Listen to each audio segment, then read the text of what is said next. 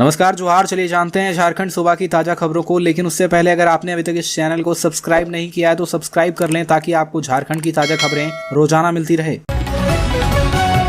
सबसे पहली और बड़ी खबर, झारखंड में वित्तीय वर्ष 2022-23 में हेमंत सरकार के द्वारा खर्च की गई राशि कुल बजट का लगभग 86 से 88% तक है। सरकार इसे बेहतर वित्तीय प्रबंधन बताते हुए अपनी उपलब्धि गिना रही है, तो विपक्ष ने अपना पीठ खुद थपथपाने का आरोप लगाते हुए कहा कि बेहतर वित्तीय प्रबंधन नहीं बल्कि मार्च लूट है, खर्च की जांच हो। झारखंड में राज्य सरकार बेहतर वित्तीय प्रबंधन का दावा करते हुए बजट की राशि के लगभग 88% खर्च को अपनी उपलब्धि बता रही है। सूबे के वित्त मंत्री रामेश्वर उरांव की माने तो हेमंत सरकार ने वित्तीय अनुशासन के तहत काम किया, जिससे राज्य के खजाने में राजस्व भी आए, खर्च भी हुए। सरकार ने इस वित्तीय वर्ष बजट का आकार बढ़ाया, खर्च भी उस अनुरूप किया। इस वित्तीय वर्ष में राज्य सरकार को राजस्व की अच्छी उगाही हुई, उसके अनुरूप विभाग ने आवंटित राशि खर्च भी किया है।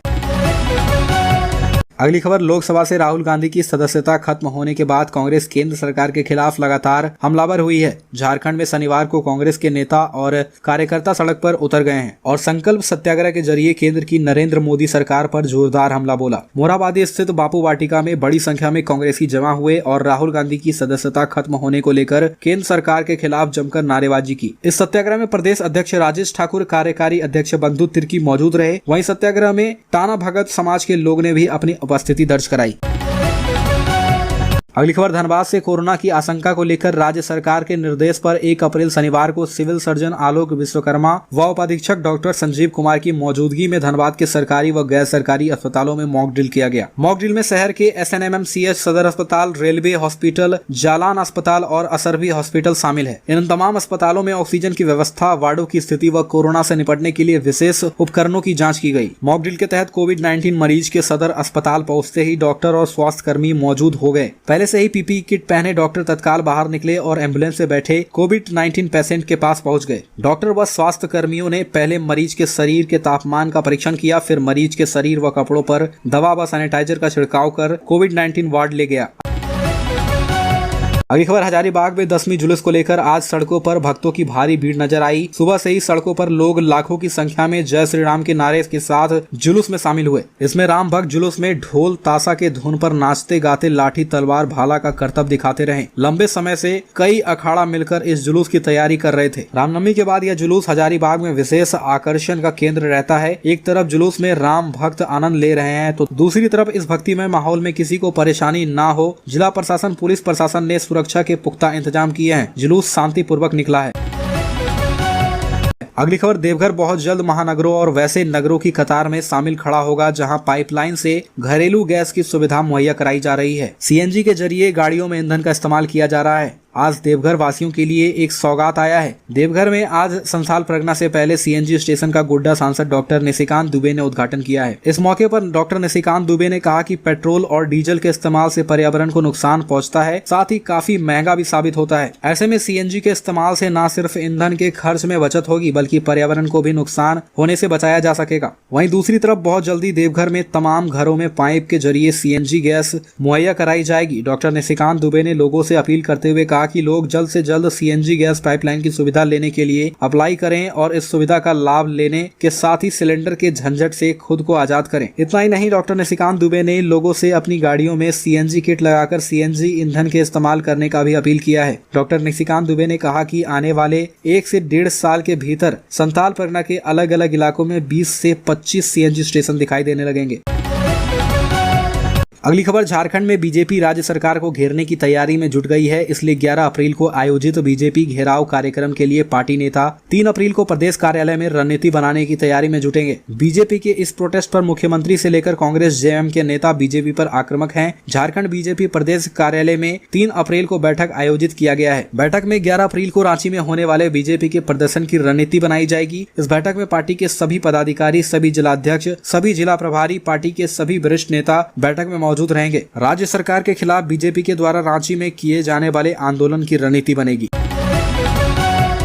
अगली खबर, दुमका से खतियान आधारित स्थानीय और नियोजन नीति की मांग पर सीधो कानू मुर्मू विश्वविद्यालय छात्र समन्वय समिति का संथाल परगना प्रमंडल बंद सफल रहा। दुमका सहित पूरे प्रमंडल में बंद का व्यापक असर देखा गया है। दुमका की सड़कों पर सुबह से ही काफी संख्या में छात्र उतरकर आवागमन को पूरी तरह से बाधित किए हुए हैं। विभिन्न चौक चौराहों पर छात्रों की टोली सड़कों पर बैठकर सरकार के खिलाफ जमकर नारेबाजी कर रही है। साथ ही खतियान आधारित स्थानीय और नियोजन नीति लागू करने की मांग हो रही है। शहर के बाजार, सब्जी मार्केट और बस स्टैंड पर पूरी तरह से बंद है। छात्रों का आरोप है कि राज्य बने 22 वर्ष से ज्यादा बीत गए, लेकिन अभी तक किसी भी सरकार ने स्पष्ट स्थानीय और नियोजन नीति लागू नहीं की है। इसका खामियाजा छात्रों को भुगतना पड़ रहा है। छात्र पढ़ाई करते करते बूढ़े हो जा रहे हैं, लेकिन उन्हें नौकरियां नहीं मिल रही है। यह सामाजिक ताना छात्रों को सुनना पड़ रहा है। आने वाली पीढ़ी को भी यह ताना नहीं सुनना पड़े, इसलिए छात्र सड़कों पर हैं और सरकार को चेतावनी दे रहे हैं।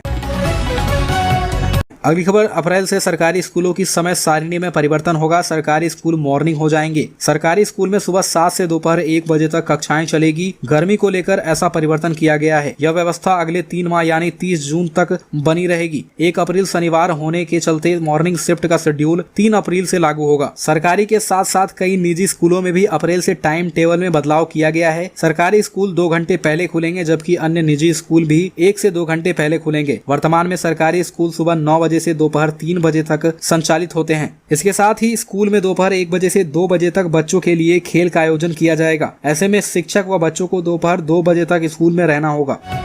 झारखंड में 13 दिनों के अंदर कोरोना के मरीजों की संख्या 5 गुना बढ़ गई है। केंद्रीय स्वास्थ्य मंत्रालय के आंकड़ों के मुताबिक 18 मार्च को झारखंड में कोरोना के मरीजों की संख्या 5 थी। अब यह आंकड़ा जो है बढ़कर 25 तक पहुंच गया है। वहीं देश में संक्रमितों की संख्या में बड़ा इजाफा हुआ। सक्रिय मरीजों की संख्या 15,208 पर पहुंच गई है और केंद्रीय स्वास्थ्य मंत्रालय की ओर से निर्देश दिया गया है कि 10 और 11 अप्रैल को देश भर में मॉक ड्रिल किया जाएगा। इस दौरान अस्पताल में बेड, आईसीयू बेड, दवा, मैन पावर समेत जरूरी संसाधनों की व्यवस्था को देखा जाएगा। इस ऐलान से पूर्व झारखंड स्वास्थ्य महकमा कोरोना के बढ़ते मामलों को लेकर अलर्ट है। मुंडा जनजाति की उपजाति भोयर मुंडा को अगड़ी जाति में शामिल करने पर कांग्रेस नेता बंधु तिर्की ने आपत्ति जताई है और मामले में केंद्र सरकार पर साजिश के तहत ऐसा करने का आरोप लगाया। और झारखंड कांग्रेस के कार्यकारी अध्यक्ष बंधु तिर्की ने केंद्र सरकार पर राज्य के आदिवासियों के खिलाफ साजिश रचने का आरोप लगाया। झारखंड प्रदेश कांग्रेस कमेटी के कार्यकारी अध्यक्ष बंधु तिर्की ने कांग्रेस भवन रांची में कहा कि झारखंड में आदिवासी की 32 जनजातियां निवास करती है। टीआरआई के मुताबिक लगातार जनजातीय समाज की जनसंख्या कम हो रही है। ऐसे में टीआरआई की रिपोर्ट और झारखंड सरकार की अनुशंसा के बावजूद केंद्र सरकार के आदेश पर रजिस्ट्रार जनरल ऑफ इंडिया ने मुंडा जनजाति की पहली उपजाति भोयर मुंडा को आदिवासी की जगह अगड़ी जाति भूमियार और ब्राह्मण की उपजाति बता दिया, जो कि पूरी तरह से गलत है। बंगाल, गुजरात, बिहार के बाद अब झारखंड में भी बवाल। रामनवमी जुलूस पर पथराव। झारखंड के पूर्वी सिंहभूम में रामनवमी जुलूस में बवाल की सूचना है। पूर्वी सिंहभूम के पोटका में रामनवमी जुलूस में पथराव किया गया। पथराव में मुखिया देवी कुमारी भूमिज घायल हो गई। स्थानीय लोगों और पुलिस प्रशासन के बीच झड़प की भी सूचना है। घटना के संबंध में मिली जानकारी के मुताबिक झंडा आगे बढ़ाने को लेकर अखाड़ा समिति और प्रशासन के बीच तीखी झड़प हो गई। झड़प के दौरान डंडा टूटकर नीचे आ गिरा। इस पर जुलूस में शामिल लोग भड़क गए। स्थानीय लोगों का आरोप है कि जुलूस थोड़ा आगे बढ़ा तो समुदाय विशेष के लोगों ने छत से पथराव कर दिया और इस घटना में स्थानीय मुखिया देवी कुमारी भूमेश घायल हो गई और बड़ी संख्या में पुलिस बल की तैनाती कर दी गई है।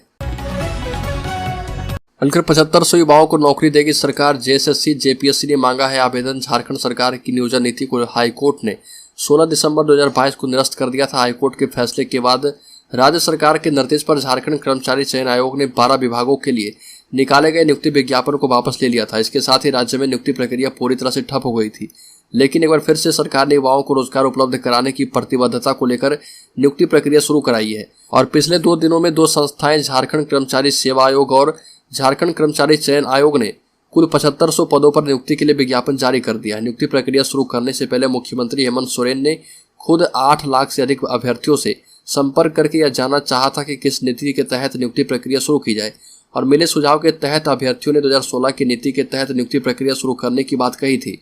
अभ्यर्थियों से मिले सुझाव पर लिए गए फैसले के तहत राज्य और जिला स्तर पर नियुक्ति के लिए विज्ञापन जारी किए जा रहे हैं। झारखंड में मिशन 2024 से पहले बीजेपी का दाव किसी ओबीसी नेता को मिल सकती है, ये बड़ी जिम्मेदारी। झारखंड में बीजेपी के प्रदेश अध्यक्ष दीपक प्रकाश का कार्यकाल खत्म हो चुका है। ऐसे में अब राज्य में मिशन 2024 की कमान कौन संभालेगा, इस पर चर्चा जारी है और बीजेपी ने लोकसभा चुनाव 2024 के लिए अभी से ही तैयारियां शुरू कर दी है। और इसी के मद्देनजर जेपी नड्डा ने ओबीसी सांसदों की बैठक बुला ली है। इस बैठक में बिहार और झारखंड के कई सांसद शामिल हुए और इस ओबीसी की बैठक में बिहार के संजय जायसवाल, सुशील मोदी और रामकृपाल यादव और झारखंड की नेत्री और केंद्रीय मंत्री अन्नपूर्णा देवी भी शामिल हुई। कुछ दिन पहले अमित शाह ने झारखंड के चाईबासा और देवघर में रैली की थी। कहा जा रहा है कि इसके बाद से ही झारखंड ने लोकसभा चुनाव के लिए मिशन 2024 शुरू कर दिया था और बीजेपी लोकसभा चुनाव 2024 से पहले झारखंड में ओबीसी पर अपना दांव खेलने की तैयारी में है।